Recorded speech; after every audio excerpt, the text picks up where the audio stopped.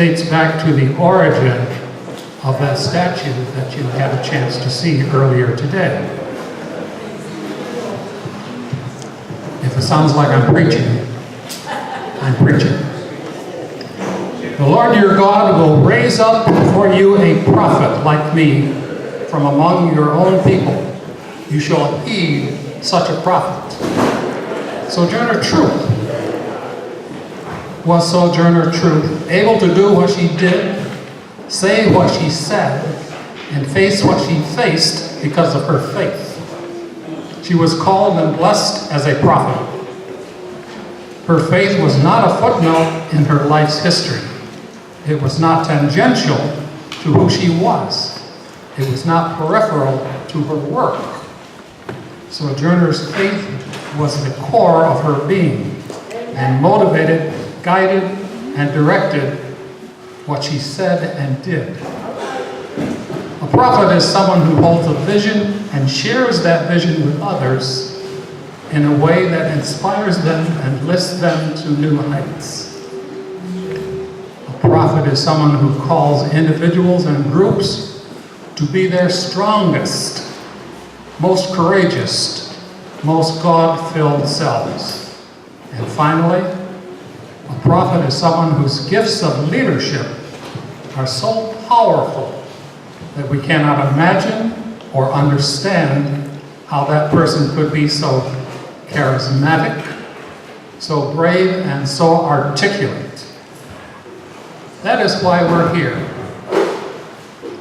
Your courageous attitude to be here, to listen to our speaker, and importantly, to listen to the remarks and the character of two individuals that we are going to celebrate today under the guise of Sojourner Truth. But with that, I'm going to bring song and prayer as they sing the Amherst Gospel Choir. Thank you.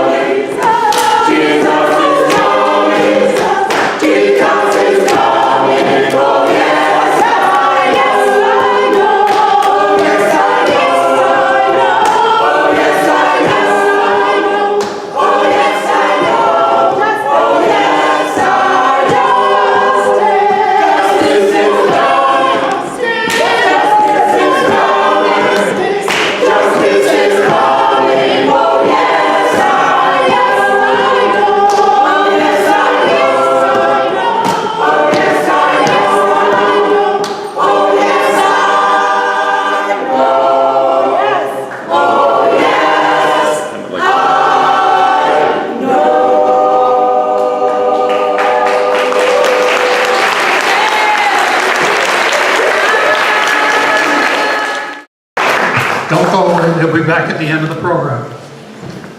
I especially want to acknowledge the team that puts this program together at this time before announcements are made. They're in your program, and if they'd stand, as I call their names, Peter Ives, Reverend Peter Ives.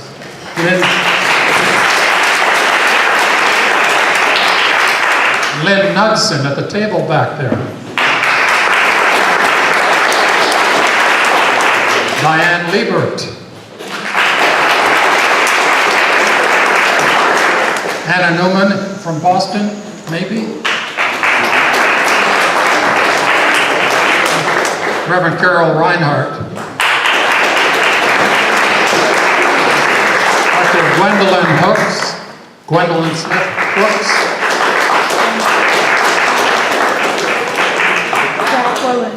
There she is, Jacqueline. Thank you, right in front of me. And I'd like to bring, for remembrance, and also one of our members, Dr. Carly Tartikoff.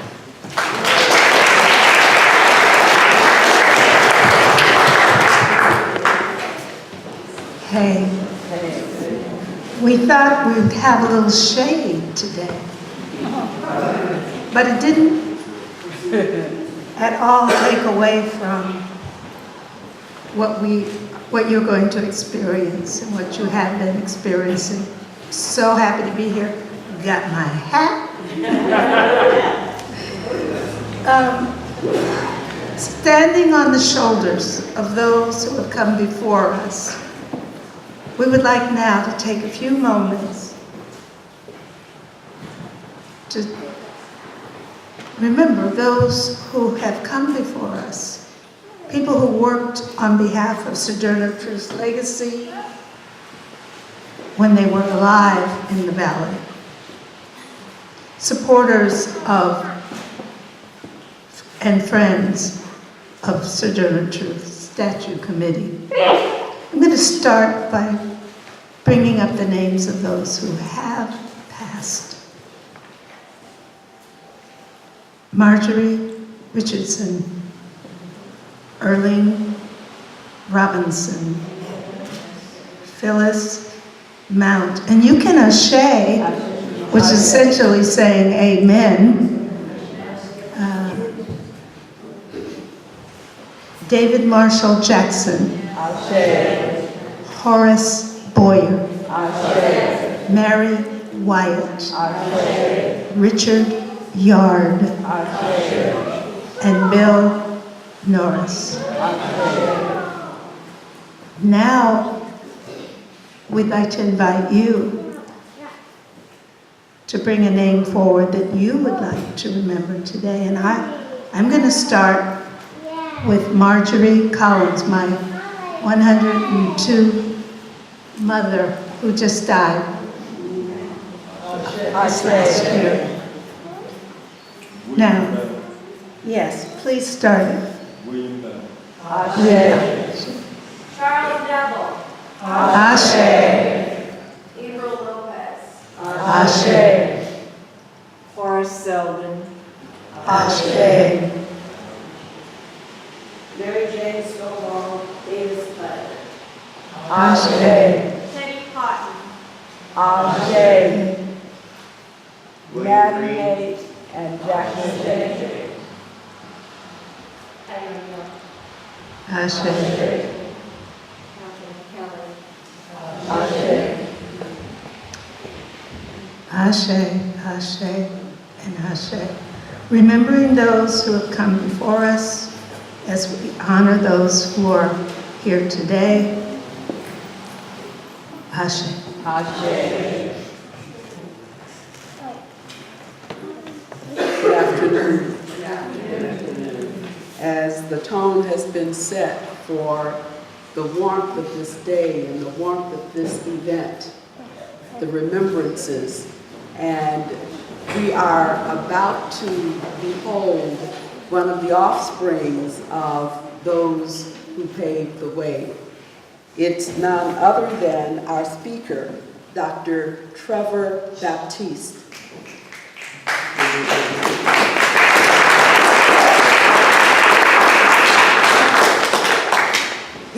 that the path had been carved for him, and he has not wasted any time trekking through it. Who is Dr. Baptiste? First of all, I say that he's a brother. Secondly, he's a brother who graduated from the house, or as the alums call it, Morehouse, in Atlanta, Georgia. And for anybody who doesn't know Morehouse, if you will allow me, Dr. Baptiste, Morehouse is the school from which somebody very well known graduated, and that's Reverend Dr. Martin Luther King Jr. And they graduated many leaders. He has taken seriously his role in leading by participating in the academic world and the political, the community-based level. He served on the Amherst School Committee, and he was a voice to be reckoned with, if there's anybody in here who knows him. He served on many other committees in the community. He worked for justice, and he continues to work for justice. He graduated not only from Morehouse, but from the Harry Medical School as well.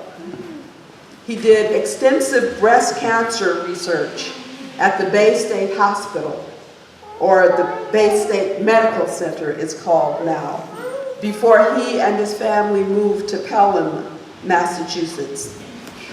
He and his wife, who has carved her own niche, now live in Pelham with their 3 children, who are making it very clear that they're carving their niches as well. He taught biology, environmental studies, and physics in the Springfield public school system. No lightweight he is. He is now at the University of Massachusetts at Amherst, and he's working on helping young people to carve their futures when things seem very bleak. I present to some and introduce to others. I introduce to some and present to others. Our speaker for the hour, Dr. Trevor Baptiste. Let us give him a round of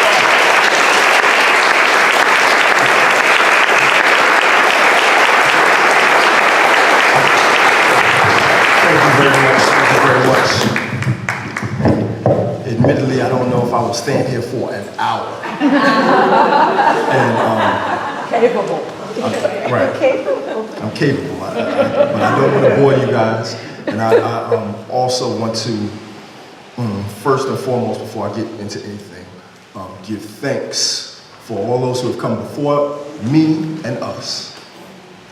Thanks to the elders in the communities of Amherst and Northampton who work collaboratively together to recognize potential in our youth. I am honored that you guys chose me to come and help bestow lessons as we launch youth from our communities into the world. So first I want to give that recognition, thanks for that cooperation.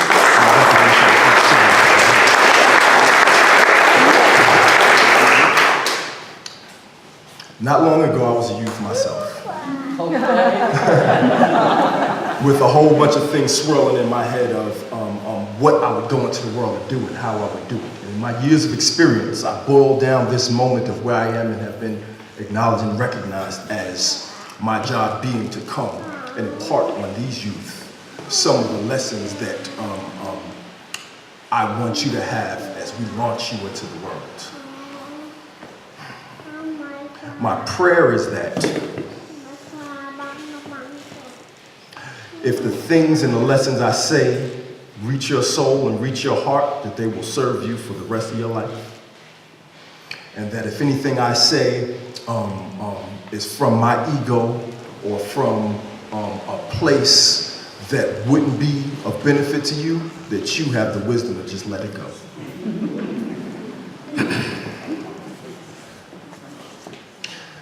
The choir mentioned that there's lots of trouble in the world, and that is definitely true.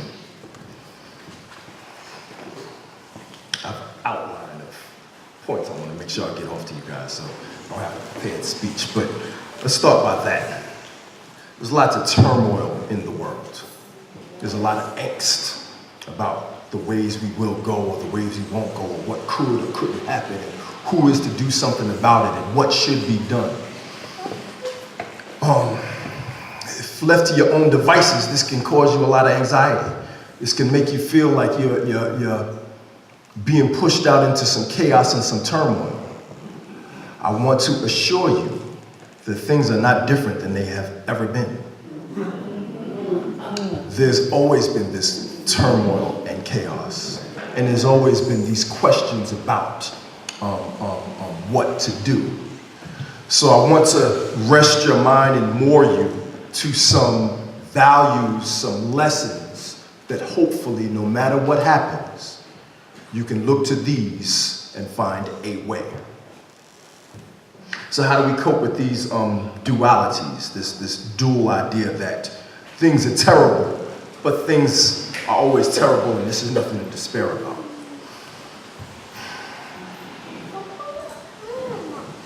The first life advice I have that I've given to young people before, and also I want to mention to the audience that doesn't know, I've had the fortunate chance to cross each of your paths in some small park or another at Northampton and in my very own woods of Pelham. So I don't take those small gestures and those small chance meetings as happenstance. I hope you can hear what I'm saying. The first is friendship.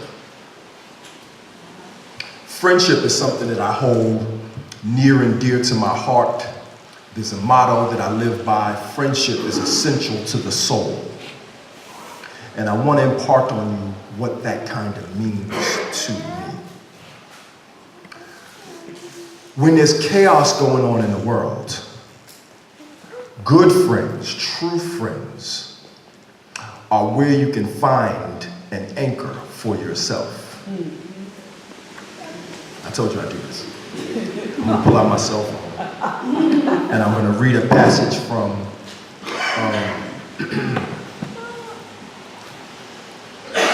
another person in this valley, Anna Robinson Brown, who graduated from Amherst College, I'd say about 100 years ago.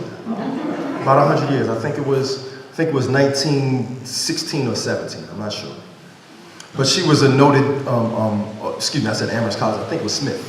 She was a noted theologian of her time, very spiritual person. And in her commencement address, she gave a speech about what's worthwhile, and her remarks on friendship are worth noting in the lessons I want to impart. She describes, "I used to think that friendship meant happiness. I have learned it means discipline. Seek how we may, we shall never find a friend without faults, imperfections, traits and ways that vex, grieve, or annoy us. Strive as we will, we find ourselves can never fully fulfill the ideals of us that is in our friend's mind. We inevitably come short of it, yet let us not give up friendship. Though we have found this true, to have a friend is to have one of the sweetest gifts life can bring. To be a friend is to have a solemn and tender education of soul from day to day. A friend gives us confidence for life. A friend makes us outdo ourselves. We have forgotten ourselves or neglected ourselves. He takes loving heed of our health, our work, our aims, our plans. A friend may praise us and we are not embarrassed. He may rebuke us and we are not angered. If he be silent, we understand." Bear with me, I'm going to take several of these things and try to marry them together to an overarching idea. This first is friendship and why friendship is so important. Friends offer a mirror to ourselves, which becomes a bulwark against the chaos that can happen in life. The second idea I want to make sure I try to impart on you is not to try to please everyone. This is very important. An ancient philosopher, Confucius, once had his disciples sitting around him. And the disciples asked Confucius, isn't it good to have everybody love you? And Confucius responded, no, you don't want everybody to love you, not at all. Well, Confucius, should you want everybody to hate you? Surely that would be bad, wouldn't it? And Confucius said, of course that would be bad. You don't want everybody to hate you. Who can go through life being hated by everybody? Confucius said, it is the best to be loved by good people and hated or rebuked by bad. One of the things that I want to impart on you, with the backing of the community, shooting you into the world to go in directions and places we can never follow, is that you should not go in those directions thinking your aim is to please anyone or everyone, or your aim is to be hated by everyone. Very important lesson as you take the attributes that you have into the world. And finally, we get to the crux of the matter.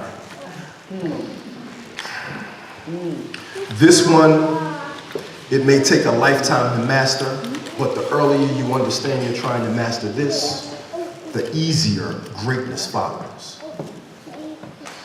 And that is to define yourself. It becomes all too easy to allow others to define you. Sometimes others with great intentions will seek to define you. But you should no less, because of their good intentions, accept their definitions of you as you would someone with ill intent towards you. It is paramount to master how to define yourself. So let me put a fine point on what I mean. Your definition of yourself ought to be undeniable, unmistakable, irrefutable. When you can have an act that by its very definition, this act is who you are, whether for good or ill, it's hard for folks to redefine you, and people will. Oh, I'll give you examples in my own life, with no ill will. I'm defined as a leader. I'm defined as an activist. I'm defined as somebody to go, that's a good guy. Those things might suit my ego and make me feel great. But I am a father. Undeniably. Yes. If my children were around here, you wouldn't see me standing here without my head on a swivel looking at my children. It's undeniable. I'm a community member. It's undeniable. The way I move is not for me. I move for us. Yes. If I was so fortunate to move next to you, or you were so fortunate to move next to me, you have somebody that's part of your community. Undeniably. The next part of this definition, and this is one that you must, it's hard to stick into your craw. You must be able to define yourself undeniably no matter what anybody else thinks, and be able to sustain it no matter what the consequences are. This is a hard one, because often people who want to redefine you, or people who have a vested interest in your definition, will offer consequences for your self-definitions. We stand here under the shadow of greatness of Sojourner Truth,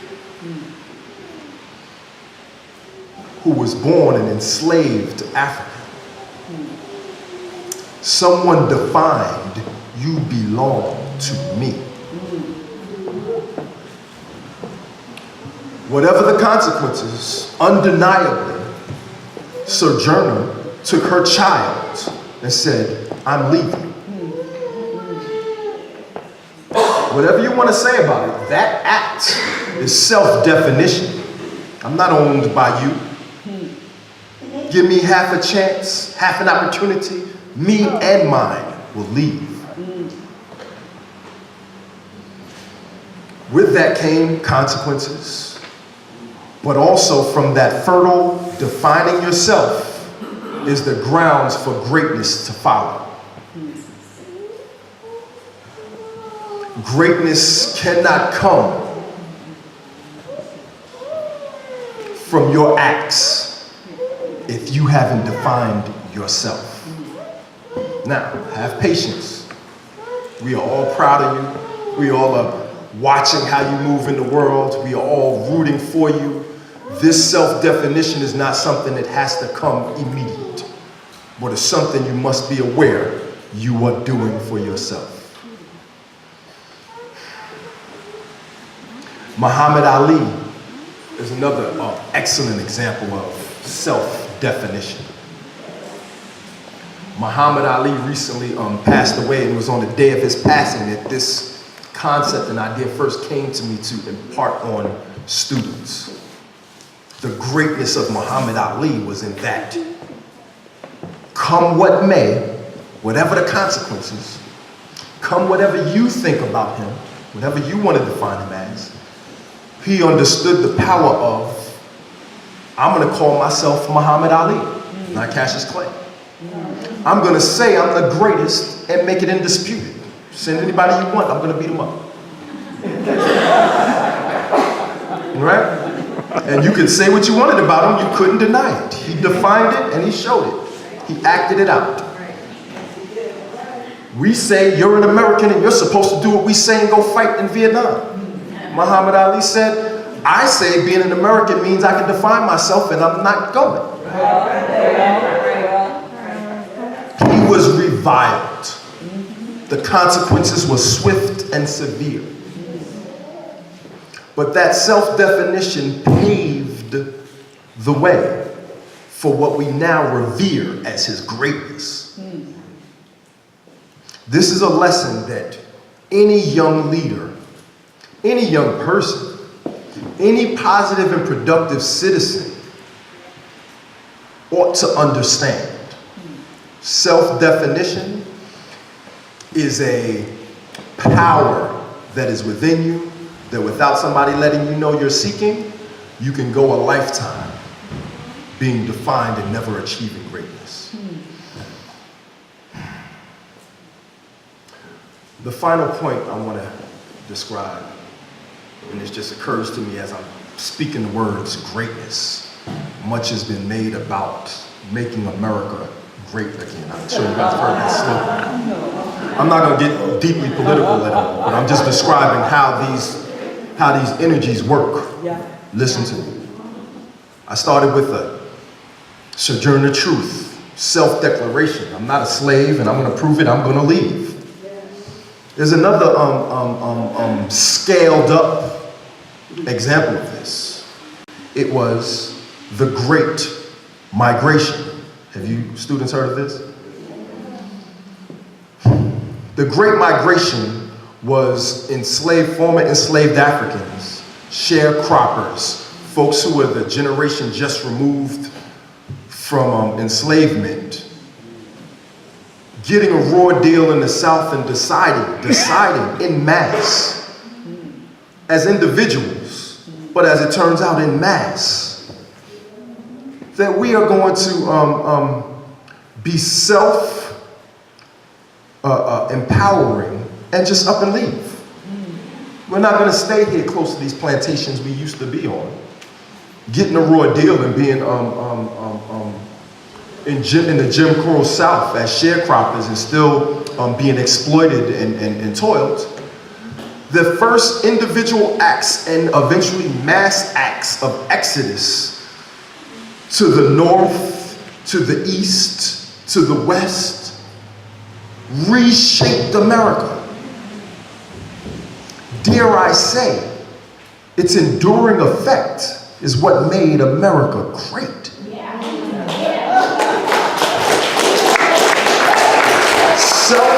Self-definition of a very large population of the country caused America's culture, America's arts, America's science to be exported worldwide.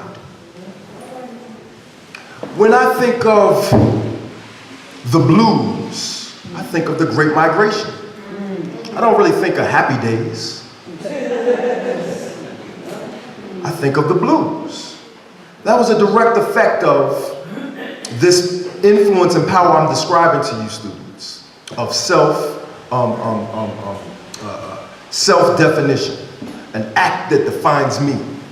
If I'm a free person, do I have to stay on a sharecropping place? I don't. This is bad. I'm going to stretch out and see where else I can go, and when I find someplace good, I'm going to send for my family.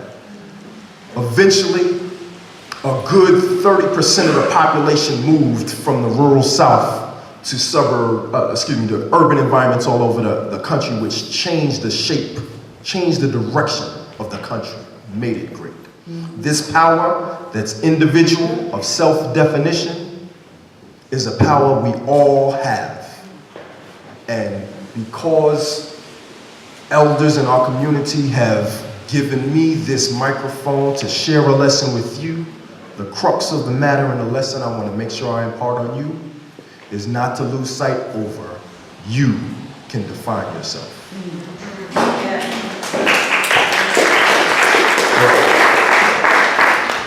I'm wrapping up. I want to make sure I didn't jot down something that I forgot to mention to you. So, I mentioned that people can define you even if they have good intentions, and that not to take that any differently than people who have bad intentions that try to define you. I mentioned Sojourner Truth. I mentioned Muhammad Ali, the Great Migration.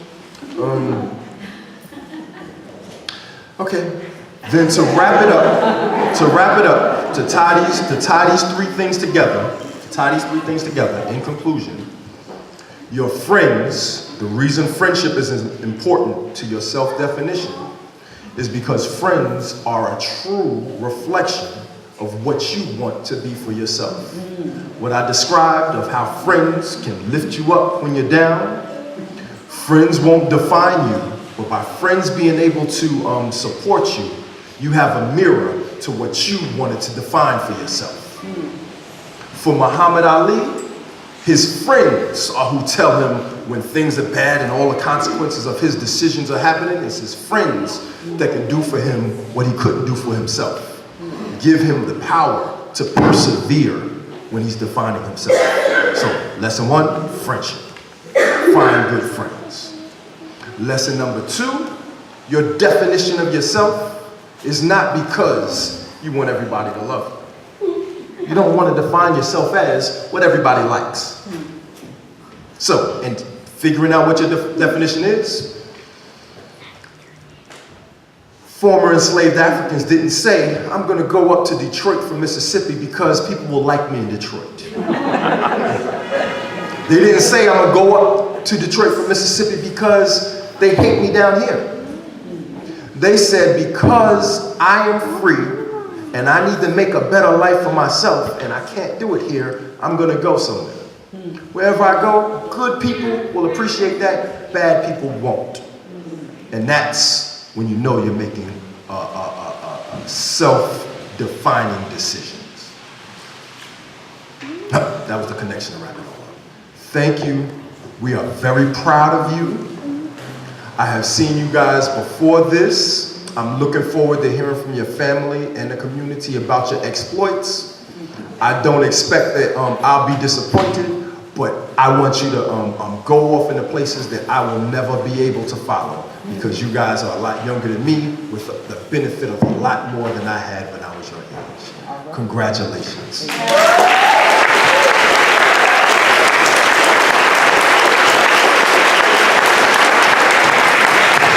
I can't help but think that even though we are supporters of these two beautiful persons that you're going to meet and hear from in an instant, I can't help to think that we listened in as Dr. Baptiste spoke directly to our awardees.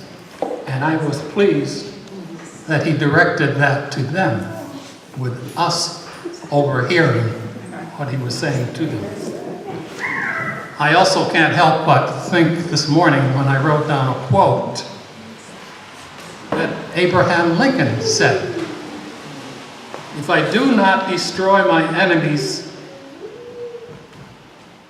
no. Do I not destroy my enemies when I make them my friend?" We can do that beyond these walls. And I hope our students will reflect some of that, because I've read their essays. And I want you to listen carefully as our presenters make the award to them, so that we all can derive from their youthful energy and charisma. I bring to the podium two members that I shared earlier, Dr. Tartikoff, Carly Tartikoff, and Carol Reinhardt.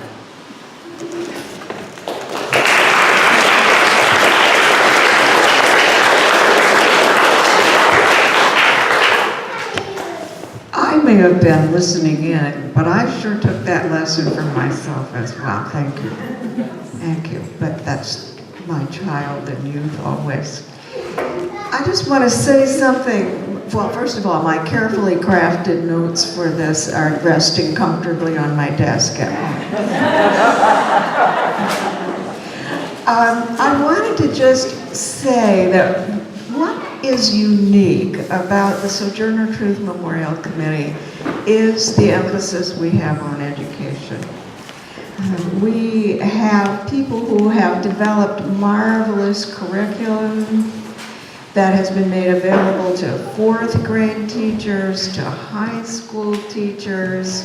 We have the tour that gives people a chance to see that where we stand used to be mulberry trees, to provide silk for the silk factory that the Association for Industry and Education was doing in an attempt to keep from making cotton with the hands and stolen labor of our brothers and sisters. And we have, since the beginning of the time that the statue was placed in this corner across the street, provided scholarships for students who are graduating from high school. So the first thing I want to say is to the children who are here, age 0 if anybody's here or on the way, all the way through graduating seniors, you are leading us. You have been doing amazing things this year, especially, most especially this year. But you are our leaders. And at the same time, we stand on the shoulders of the giants who've gone before us. You know, in some ways, we kneel on the ground before you, who will go the next 7 generations that rest historically with our memory. And can we imagine 7 years forward in the same way we remember Sojourner Truth, who was about 7 generations back, if I do my counting well. In any case, the children, you children, are so important and such an important part to someone who had several of her children stolen and who fought really hard to have her children with her and paid heartbroken prices for, I think, what was done to her children and her family. And she still maintained that through her life. And she didn't get the memo that enslaved people don't go to court. She went to court 4 times, and one of them was to get her son back from having been stolen for labor in the South. And when he came back, she was broken-hearted by the condition that little boy was in.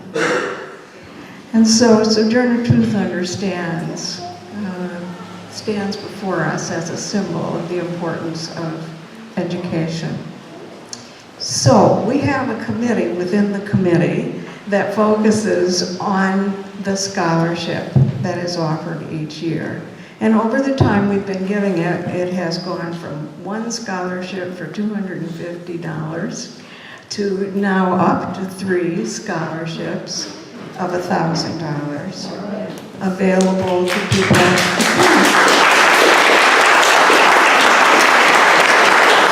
Available in Hampshire County, but also stretching into Hamden County, and boy, have we got a lot to learn about how to make that meaningful as we stretch this scholarship into Hampden County. It's lots that we're learning.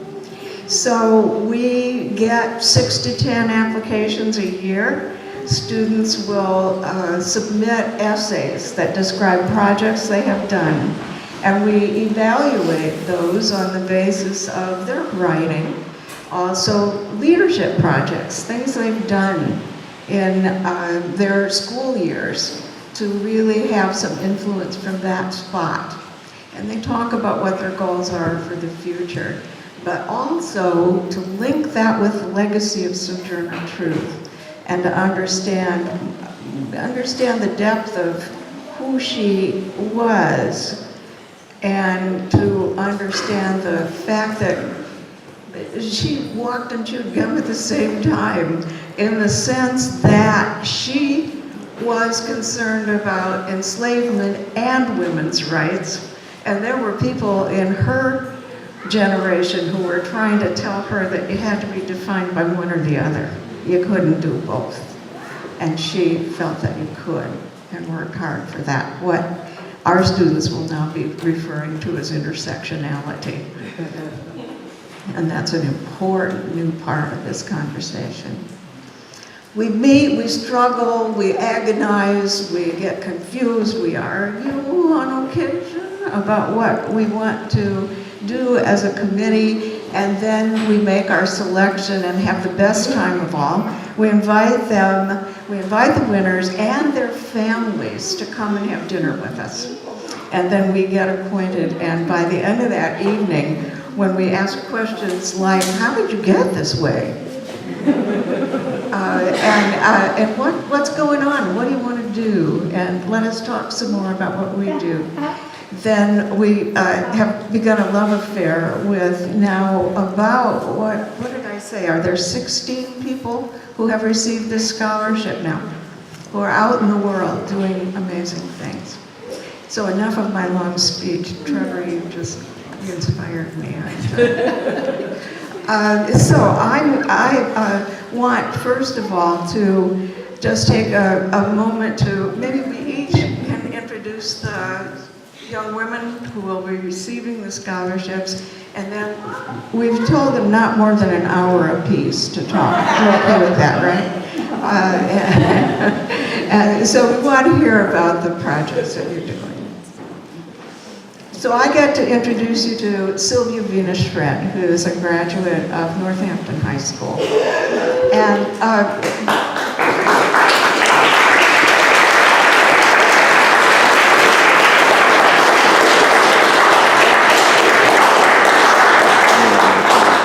Sylvia said to me when I called and we spoke on the phone, the first thing she said was, I've been planning on applying for this. I've wanted this scholarship since I was a sophomore in high school. So it was particularly wonderful.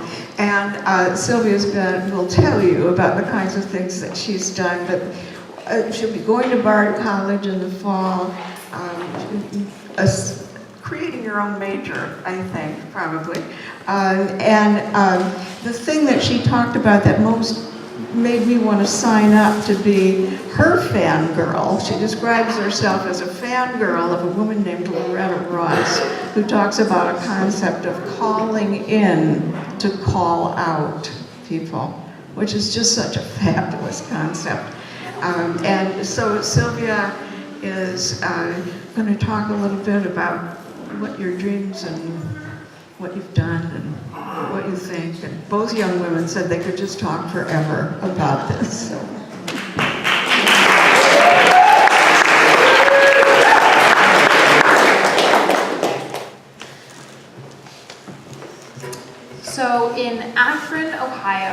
At the 1851 Women's Conference, Sojourner Truth famously asked, "Ain't I a woman?" Her speech questioned preferential treatment of white women and focused the narrative on the experience of being black and a woman. Truth's question anticipated intersectional analysis more than a century before third-wave feminism adopted the framework. So intersectionality is a theory that studies how multiple forms of discrimination and privilege combine, overlap, and intersect to create individual experiences individual experiences with injustice. This means we cannot separate multiple forms of oppression within one person. For example, and this is where the intersectionality of the term came from, Kimberly Crenshaw, women's rights activists cannot ignore that a black woman's experience is different from a white woman's experience, and therefore also have to do anti-racism work. All right. So with this understanding, all activism becomes intertwined. I grew up in this new movement of intersectionality, and it influenced my activism so much that I joined every single social justice club available when I came to Northampton High School. I dedicated myself to Social Justice Week, which focuses on intersectionality and education. Environmental clubs, Students of Color Alliance, Gender Sexuality Alliance, and the Feminist Collective, which I co-run, each have a day. And then on Friday, we came together and organized a panel with local professors and activists. I should mention, this includes Trevor Baptiste, who is one of the many people I would like to thank for their support and dedication to activism. These cross-generational conversations were the highlight of my high school experience, and it always sparked teachers' interest, which in turn led to more inclusive classrooms. So thank you for joining me, and also thank you to the community for that support. I know I couldn't do this work without the people around me. While at the time I felt like this was a new movement, it soon became clear that I was at the feet of giants who have been working through truth's intersectional question for years. The highlight of the first social justice panel was Loretta J. Ross, who has worked with incarcerated rapists and KKK members. I became a modern day activist fangirl following Ross wherever she spoke. I found myself presenting at the same civil liberties and public policy conference as her, and then brought a notebook and kind of dragged some of my friends to her workshop, calling in the calling out culture at Smith College. And so Ross advocates calling people into activism by engaging them with dialogue rather than shaming them. Instead of calling out the wrongdoer, we need to call them in. Calling out may feel powerful, but it isn't conducive to change. I know that I react best when I'm given the chance to rethink my mistakes, so why not grant the same to others? I should also say that this is very connected to education, which is something I'm really interested in, and I've never ever been yelled at by a teacher for asking a question. Yet I see like this comes up a lot in activism, and I have definitely been one of those perpetrators, so I'm working on that. The act of calling in is hard, but the results are so much better. Walking down the hallway to class, knowing that people have the capacity to change instead of thinking the worst, is a relief, and it's also led me to make many more friends, now that I'm nice. I have learned that listening-based leadership is the best way to build sustainable relationships within a community and change minds, including my own. When I started to incorporate intersectional analysis and the freedom that comes from calling in, I was able to call myself into movements I didn't understand from a personal perspective. This allowed me to really engage with anti-racism work. And through 3 years of asking myself, when do I speak? When do I listen? How do I support? How responsible am I? And how am I racist? I have been increasingly interested in the work allies do. In fact, this year, I started to ask why men were not active in the feminist movement. This led me to create a documentary called Boys Like Us. The film focuses on progressive towns like Northampton and their definition and execution of masculinity. Just a shameless self-plug, there will be a free premiere on June 5th at 7 p.m. in the Northampton High School Black Box Theater. Please check out the Facebook Boys Like Us premiere for more information. Now back to the theories. Many forms of oppression stem from binaries that perpetrate power relations. This means anger and hate cannot continue in this narrative. During Truth's lifetimes, binaries were plentiful: enslaved and free, man and woman, black and white, voters and disenfranchised. Because Truth experienced both sides as someone who was enslaved and then free, she was in a position to identify and dismantle binaries. Calling in is impossible without intersectional analysis. Since Truth asked Ain't I a Woman, activists have been able to recognize overlapping oppressions and see people as complex individuals rather than good or evil. This means activists' reaction must be respect the full human, and instead of calling people out on their lack of knowledge or their upbringing, we must call them in to the movement. So thank you.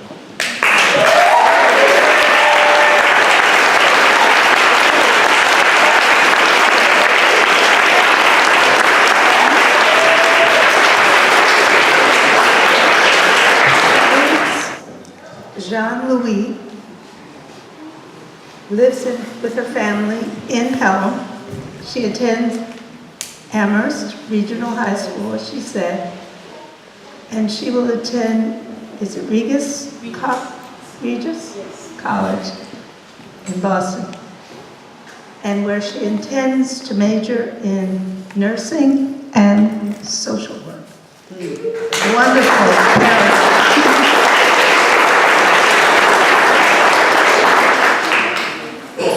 Lutz has learned early in life the value of working with others to create change. Having lived in Haiti, she's had the experience of being an immigrant to the US, learned a new language and a new culture, as well as how to endure American racism and other forms of oppression. And yet, following in the footsteps of Sojourner Truth, Lou takes on the challenges presented to her and has become part of the solution for our problems. You know that saying, you're either part of the problem or part of the solution. And she's already leading in that struggle for human rights, equality, and justice for all. Lutz, like Sojourner Truth, is shaking it up as she walks through life. Congratulations. Hello. English is my second language, and I like to mix things up a little. So what I want to do today is I like mixing things. So my presentation is just like fruit brunch with different juices, and all together, just like us humans, is we all are people. So why not just get together and make change, and a good thing will come out of it. Just like fruit brunch, different fruits, different juices. It all works out. It's all juice. All right. Just like Sojourner Truth, I don't let obstacles get in my way of making change and spread positivity. Being an older sibling, first-generation graduate, and Haitian, I have developed the drive to reach for success in every possible way with the minimal resources available and battle discrimination with an optimistic energy. Growing up in Haiti, which is the first Black republic, has shaped me into the confident Black woman that wants to help others, especially women, see their worth, realize what change they can do in this world. These qualities have enabled me to step out of my comfort zone, which I believe that when you are comfortable, you are not doing something right. You have to have some discomfort of some sort in order to see progress. So, being a person that is comfortable in an uncomfortable situation, 3 months after moving to this country, I decided, because I like singing, that I was going to perform a song in English with the little English that I had picked up. And I was nervous, scared, but that was past that, and I was just waiting for the outcome of how it would make me feel. And truthfully enough, I performed, and it went well, and I put a smile on others' faces. In 7 years, I overcome many obstacles, a new language, school system, culture, and continue to succeed with my optimistic mind. Sometimes I drift down a little, just like humans, but I remain optimistic. I try very hard. I have pushed myself to connect with people, experience uncomfortable situations, join clubs such as Women's Rights, POCU, a part of MSAN, and many others. This year, I went to a 4-day conference in Ohio, the Minority Student Achievement Network, and to create a plan to take back to the high school to benefit a certain group. And this conference is especially for students of color that are in a system that predicts their failure from the beginning. And during that conference, I felt what it was like to be surrounded by young Black students like myself that wanted to make a change. I had not experienced that since I came here, being in the minority. And I felt like I was back home with the majority being Black and feeling that sense of power and what it felt like to be together with the same group of people that are like you and the amazing thing that can come out of it. Continuing my work as Vice President of POCU, I had the opportunity with my other leaders to talk to UMass pre-service teachers and share my perspective as a student of color of how to become a better teacher in a diverse community. And that felt empowering because knowing that there are adults out there willing to listen to a young person who often in history does not have any value because we're young and reckless.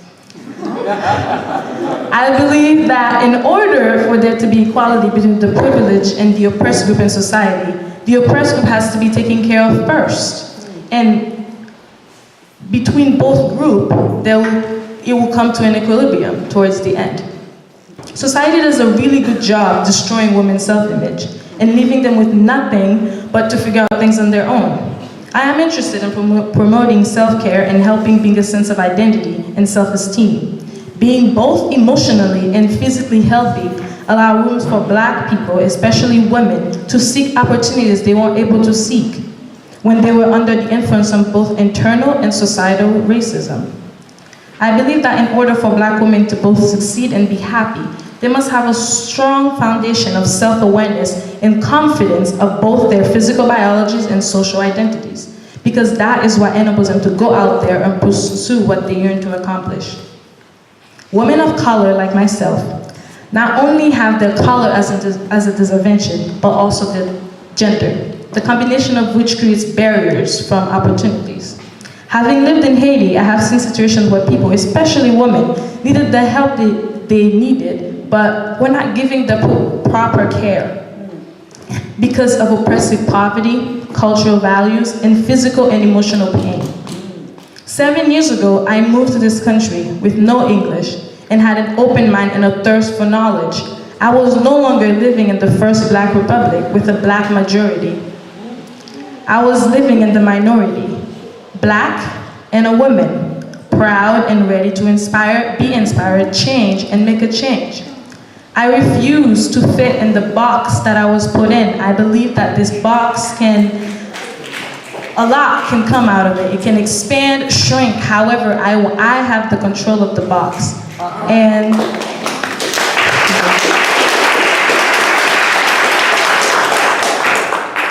I have made change, I have been changed, and I will continue to do so.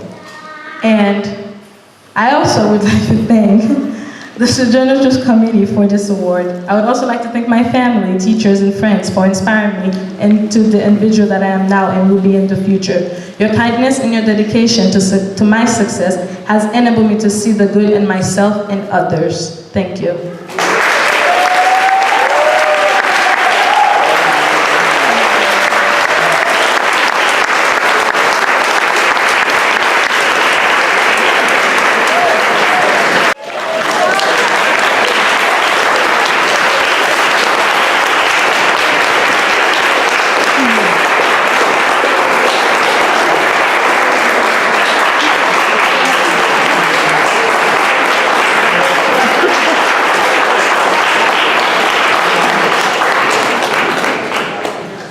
Yes, they made me speechless too. I can't say that we are in good hands with these two persons. Yes. Like I said earlier. Yes. Another round of applause as they stand up with their parents.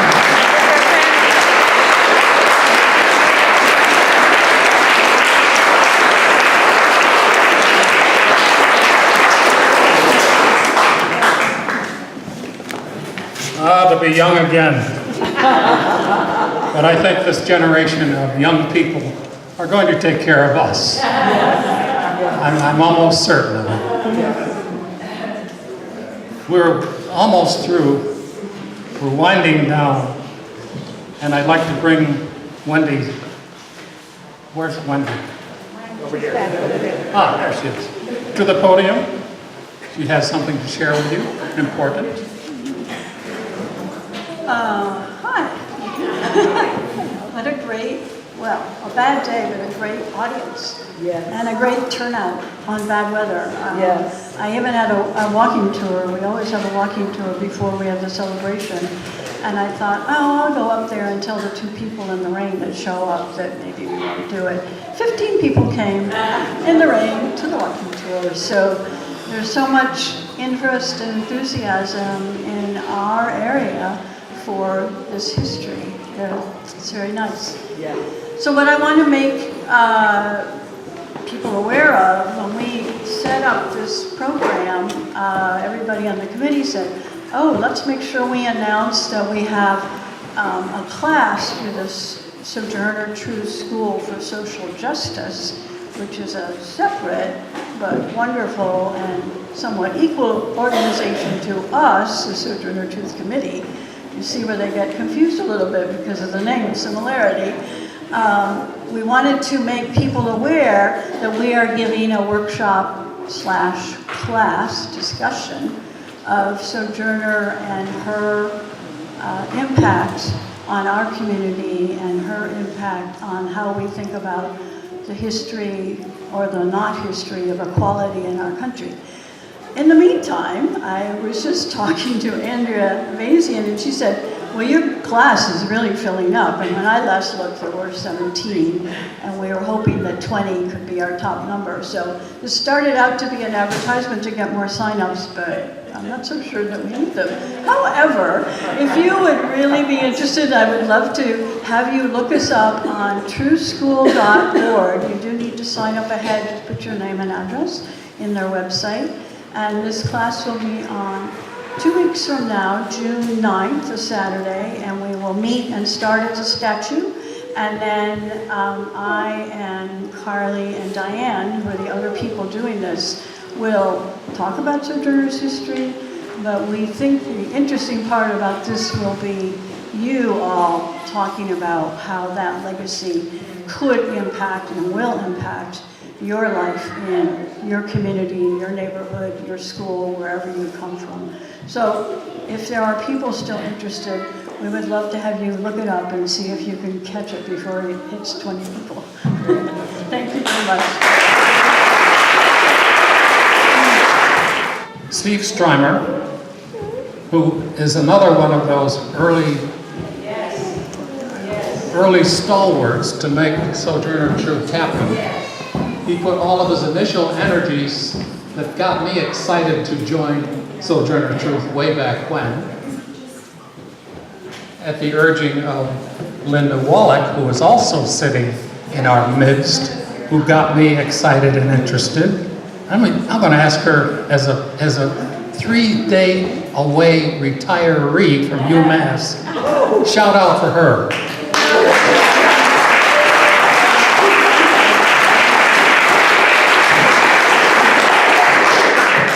And Karen Hurd is another one.